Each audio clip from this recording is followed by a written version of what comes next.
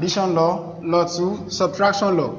Here we have law 3, okay, the indices law 3, okay, and law 3 is zero law, zero law, the zero law. Learner, I must confess to you that this is one of the easiest law in indices, and you will confirm it. Just follow me. Now, peradventure, you have a raised power of m divided by a raised power of m. Watch this. You are surprised we are bringing subtraction on here. Don't worry. Now, a raised power of m divided by a raised power of m. A, m minus m. And that gives us m minus m, that's 0. Okay, now watch this on the other hand. A raised power of m, okay, divided by over a raised power of m. You know, I told you can either express it like this or in this form. Okay, so what do you do here? A raised power of m, a raised power of m. For example, if you have 2 raised power of 2, 2 raised power of 2, 2 raised power of 2 is 4. 2 times 2, 4. 2 raised power of 2 is 4. So it means you can as well cut the two of them. Same thing here, a raised power of m, a raised power of m. So, of course, you can divide it, and this gives us 1. This invariably tells us that a raised power of 0 is equal to 1. Alright, a raised power of 0 is equal to 1. That's the origin of this law. That any number raised to the power of 0 gives you 1. This is the zero law of indices. Any number raised to the power of 0 gives you 1. Alright, take the revision examples. Okay, our revision questions. Alright, so revision questions. Let's take 6 of them as usual. Alright, example 1, n raised to the power of 0. Then let's assume you are given 6 raised to the power of 2. Alright, minus, say, 6 raised to the power of 0. Okay, or you can as well be given say 1000 raised to the power of 0. Okay, 1000 raised to the power of 0. Alright, can as well be given b raised to the power of 3. Let's say times, okay, maybe x raised to the power of 0. And let's take the fifth one, which could be a raised to the power of 5. Alright, a raised to the power of 5, let's say divided by, okay, maybe a raised to the power of minus 5. Alright, these are practical examples that you see in exams. Okay, then the sixth one, should we use say 5 multiplied by 3 raised to the power of 0. Okay, each of these examples has covered something. Here 6 raised to the power of 2, okay, I'm sorry, pardon me, divided by, okay, 6 raised to the power of 0. Let's solve. Alright, in a jiffy we'll be through with them. Alright, solutions. The first one, n raised to the power of 0 gives us, of course you can close your eyes and tell me the answer. N raised to the power of 0, you know, any number raised to the power of 0 gives you 1. So without working anything, that's 1. Alright, the second one, 6 raised to the power of 2, or you can call it 6 squared, divided by 6 raised to the power of 0. Alright? You remember?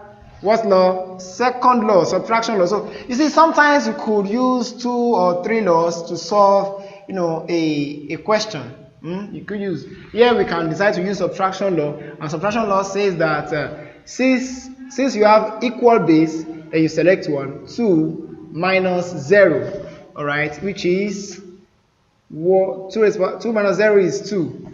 An alternative method, okay, is to say 6 raised to the power of 2, you know, or divided by 6 raised to the power of 0.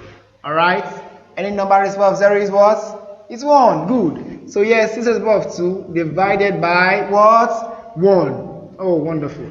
So it's 6 raised to the power of 2. Express it in the normal form. 6 multiplied by 6. In your multiplication table, that's 36. Square of 6 is 36. Divided by 1. And of course, that gives you 36. 6 squared here can also give you 36. Alright. Your answer depends on the option. Option might ask you to express it in index form or the normal form. Okay, let's move on to the third example. 1000 raised to the power of 0. Okay, you agree with me that these are simple questions. It's a simple law. You understand? Alright? 1000 raised to the power of 0, no matter the magnanimity of the number or the size. Once it has a power of 0, your answer gives you 1. You can say that again. Very good. Alright, that's 1. No more, no less. And the fourth one, b raised to the power multiplied by x raised to the power of 0. Alright, b raised to the power of 3 multiplied by x raised to the power of 0. What do? You are seeing something here. Addition law. You said addition law? Oh no, you can't use addition law for this. Why? Different base. Okay, but just take note, once you have a power of 0, it makes the work easier. Alright, this is b raised to the power of 3 multiplied by 1. Alright, then you have b raised to the power of 3. Okay, then our fifth example, a raised to the power of 5 divided by a raised to the power of minus 5. Check this out. A, same base, division. What law? Second law. Alright, so you will be looking at 0 here. Of course, we can't find 0. Well, let's move on with the second law. So this becomes select 1a, 5, division change to minus. Alright, what do you introduce? Brackets. Oh, wonderful. Minus 5. Okay, you know where this bracket comes from? Two signs are separated by a bracket sign. Alright, so a, okay, a, 5, minus times minus. You can recall that again. Don't check your book. Minus times minus. Thank you. That's plus. Alright, minus times minus gives you plus. Okay, plus times minus, minus, good. But here, minus times minus, we need this, and that's plus. So a raised to the power of 10. Okay. Alright, can we move on to the next one?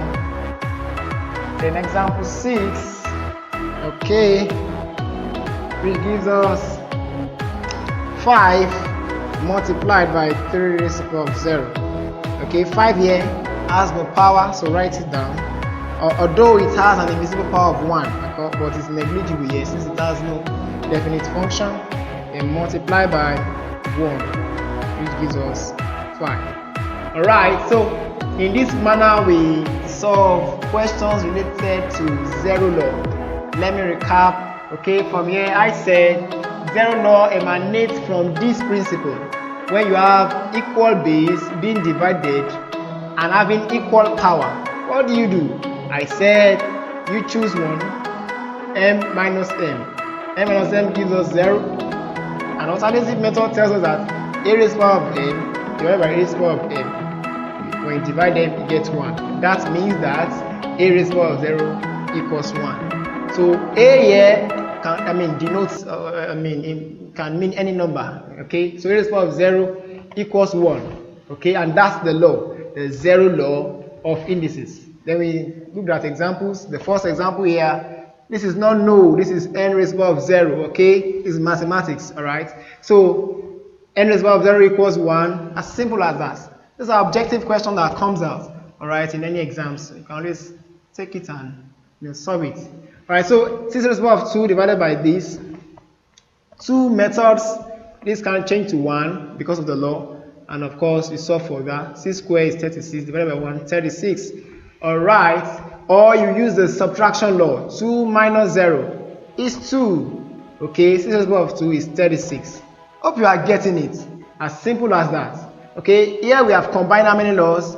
2 laws. The second law and the third law. Then the third question, 1000 raised to the power of 0, 1. I've told you not to be scared of the number. If it is 1000 and another 1000, giving you 1 million raised to the power of 0, your answer still gives you 1. Okay, once 0 is at the index, of course, everything gives you 1. Same here, same thing here. X raised to the power of 0, 1. And 1 times this gives you this. The fifth one, a raised to the power of 5 divided by a raised to the power of minus 5. Alright, your sign, be careful. The second law was applied here. Here, minus, division changes to minus. This is that minus. This is this minus. Bracket differentiates them. Okay, a 5 plus 5. Alright.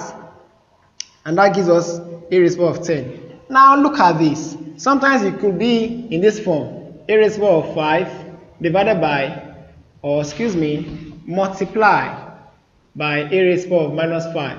Look at this. It's different from this in that they have different signs. Here, what do? A raised power of 5 times changes to plus, and that's the first law. Alright. So that's plus, okay, that's that, plus what? Minus 5. Okay, you must be telling me to put a bracket. Very good. Alright, that's a raised to power of 5, okay, plus times minus. Plus times minus gives you minus. Good. Okay, that's minus 5. So here, 5 minus 5, 0. You don't stop here. That's where I'm going. You don't stop here. When you have a raised power of 0, you don't stop there. Further tell us that a raised power of 0 gives us, alright, 1. So you can see that it is different from this. Division, multiplication. And the final one, 3 raised power of 0 gives us 1. 5 raised power of 1 gives us 5. Okay, that's the end of the third law. You will get to see more questions